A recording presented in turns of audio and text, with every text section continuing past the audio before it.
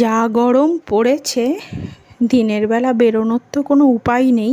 সন্ধেবেলা স্নান করে বজরংবলীর নাম নিয়ে বেরিয়ে পড়লাম।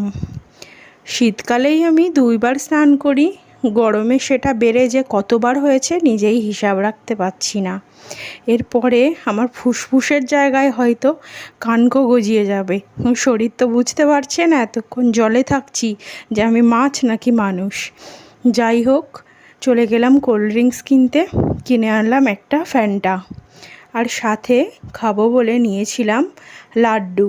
জানি খুব অদ্ভুত কম্বিনেশন, কিন্তু লাড্ডুটা দেখে বেশ ভালোই লাগলো।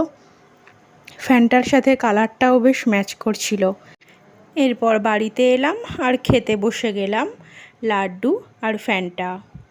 আজকের ভিডিও এই পর্যন্ত। সবাইকে জয় শ্রীরাম। আসছি আবার নতুন ভিডিও নিয়ে।